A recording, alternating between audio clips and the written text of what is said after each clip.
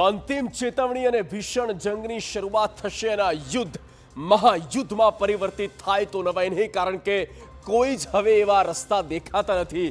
કૂટનીતિક સ્તર પર આ બંને દેશ નિષ્ફળ ગયા હોય અને તેવામાં આ સૈન્ય નીતિ પર હવે બંને દેશ ધમકીઓ અને ચેતવણી આપી રહ્યા છે, તે તરફ જોર આપી રહ્યા છે. અને એટલા માટે જ લાગી રહ્યું છે કે ઈરાન હવે પલટવાર કરશે. 48 કલાકમાં ઈરાન પર ફરીથી હુમલા થઈ શકે છે. અને બેન્જામિન નેતન્યાહુ અને ડોનાલ્ડ ટ્રમ્પે ઈરાન પર સંભવિત લશ્કરી કાર્યવાહી અંગે ચર્ચા શરૂ કરી કે હવે આગળ કરવું શું છે, કઈ રીતની તૈયારીઓ કરવી. અમેરિકન હથિયારો લઈને ડઝનબંધ વિમાનો ઇઝરાયલ પહોંચ્યા.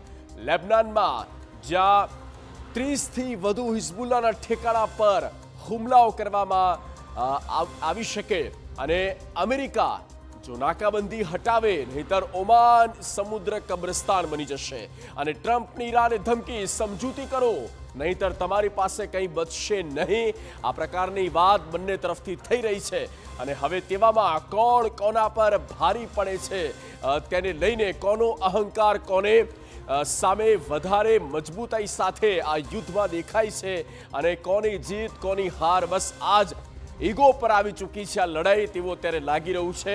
અને ઈરાન વર્સિસ અમેરિકાની આ ભીષણ જંગમાં કેટલાક દેશો પણ તેમાં અંદર આવી રહ્યા છે, ઝપેટમાં આવી રહ્યા